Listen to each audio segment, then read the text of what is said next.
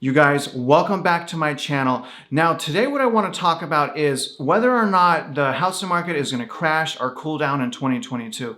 Now, if you've been following along with me on my channel, you know that I've been talking about, in my opinion, there's going to be a possible crash in the fourth quarter of 2022. So I want to go over that, but I also want to talk about the details and about what I see, making it possible for an actual cool down to happen in 2022 versus an actual crash. So before I continue, you guys, like this video, subscribe to my channel if you haven't already, and let's get started right now. Now, if this is the first time you guys watching my channel, I want to talk about some data and some factors that I believe that if they happen, that there's definitely going to be a crash in 2022. And then we're going to go into more details about what a cool down will look like and what needs to happen, in my opinion, for a cool down to take place. Now, remember, you guys, I am not giving you financial advice. This is just my opinion. If you guys want to talk to me a little bit more specifically about your situation, remember my email is in the description below. Now, as far as the crash, now here's what I think would need to happen in order for a crash. Quite frankly, if the federal government raises the interest rates too quickly, too high, I think that the affordability factor is going to be over. I don't think anyone's going to be able to qualify for a home, or most people are not going to qualify for a home.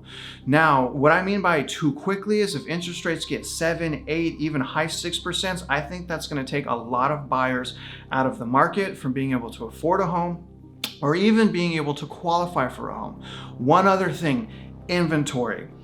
Now, as you guys know, in my opinion, one of the biggest reasons for this housing market blowing up the way it has is because there is quite simply no inventory. COVID has essentially flipped everyone's life upside down unless you've already owned a home. Now, it's very important to note the data. 2020 and 2021, there has never been a year-to-year double-digit increase in home equity like there has been recently. This is all-time record stuff. Now, having said that, if there is too much inventory that is flooded into the market, I think that's a potential for a housing market crash as well, because we got interest rates going up and too much inventory. Now, I believe the only way that will happen is if the supply chain is just rampant full of supplies, lumber, all of this stuff. If that just gets flooded back into the hands of these new home builders and they unload too much inventory too quickly, I think again that can lead to a housing market crash. Now, as you guys know, I also believe that the investors coming into the market investing so heavily is going to stop in 2022. Now, let's talk about some things that I believe need to take place for a cool down to happen. Now, going into 2022, looking specifically at just a cool down, I think what is going to happen is there's going to be no more of these crazy multiple offer situations on homes like that's going on right now. I don't think people are going to be bidding $50,000 to $100,000 more over asking price. I kind of think that, it's definitely going to be a cool down, and that cool down may lead to a crash. But let's remove the crash part, just the cool down part. I believe going into 2022, we're going to start seeing sellers be more reasonable. I think right now what's happening is, it's their house, make the most amount of money possible, but it's a little bit greedy because of these double digits increases. So going into this year, as inventory goes up and as affordability goes down, I think sellers are not going to get these crazy offers anymore. I think it's going to be a more paced, a more moderate type environment. At least that's what I'm hoping. Now, here's another factor to consider. We still have an inventory problem. I still believe there is an epic amount of first-time home buyers that have been suppressed, that are anxious to get back into the market, but quite frankly right now, there's not enough inventory for them to feel comfortable to overpay for something. So as time goes on this year in 2022, I believe we're going to be, for a cool down to just versus a crash, that inventory is going to need to steadily increase and affordability is going to steadily go down. That topped with not as much investor involvement, it may carry on, quite frankly, it may carry on. Now, here's another factor to consider: the war. If the federal government decides not to raise rates and allows inflation to get out of control, I think it's possible as well that instead of a cool down, a crash will happen in 2023.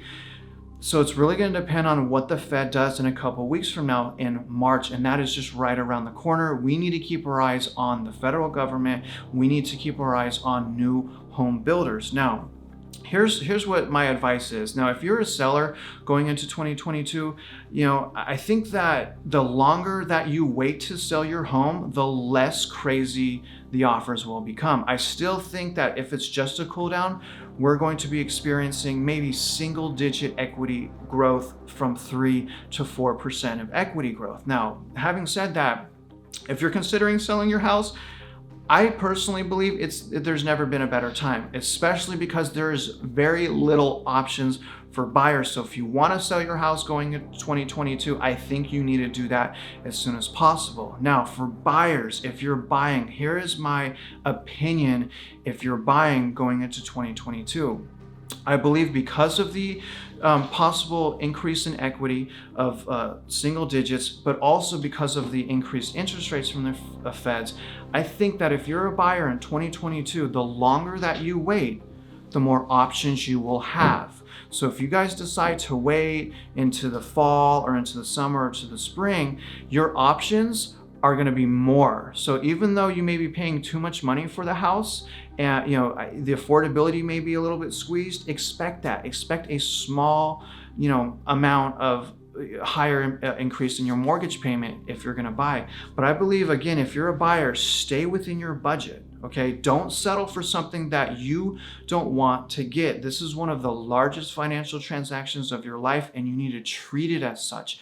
Likewise, you need to work with good realtors, with good loan officers that know how to do their job, that are not just yes people, that actually are worried about your investment. So relationships are also important. So stay within your budget. Now, here's the other thing. We're in an environment now where a lot of people are working from home. So don't automatically assume you got to live right next to your job, especially if you're in a metro area. Go on the outskirts, right, where homes are a little bit more affordable. But if you decide to wait, it may not go down. Equity may not go down. House prices actually may go up. As much as I want to buy houses for pennies on the dollar, the reality is that may not happen. But not all is lost. I believe the more that we wait to purchase in 2022, you're going to potentially find that dream home, right? And I also believe if there's too much inventory, the more inventory, the better incentives that we will get as buyers. For example, new home builders. Right now, new home builders, what I'm seeing, the houses appear 30 to 40% over market value versus resale houses. On top of that, there's no more incentives. They've even taken incentives away from realtors. So as time goes on, I believe a lot more buyers are going to be able to get in, buy something they want, not have some type of bidding war. Also maybe get closing costs paid, maybe get appliances, things of that nature. So all in all, y'all, I think what you have to do is you have to sit down with your family and decide, what do you want to do? Do you want to overpay for something that you don't want right now? Or do you want to pay a little bit more going into the future of 2022 for something that you love? So my overall advice, though, is don't rush it. Stay patient, stay within your budget, and really equip yourself with the data. See what's happening, because right now there are so many things going on.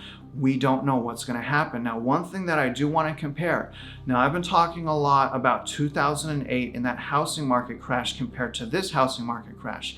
Let me tell you, potential crash, right? But let me tell you some of the fundamental differences of 2008 housing market crash compared to what we're in right now. The biggest difference is qualified buyers. In 2008, almost anyone could purchase a home because of stated income, stated asset loan programs. I remember when I was lending back in 2008, someone can state their income with a 580 credit score and not have a down payment. So fast forward to today, we have the Dodd-Frank Wall Street Reform Act that made qualified mortgages. So the buyers these days in 2022 are much better qualified buyers, and I believe that is gonna have an impact on a cool down versus a crash. So we have better qualified buyers. Plus also, if you guys remember in 2008 and 2009, there was too much inventory.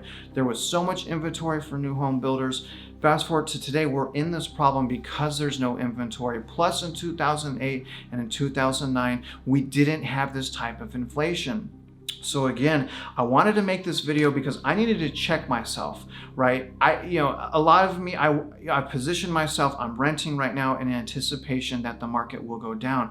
But also I am actively looking to purchase a home, but I cannot find anything that I want.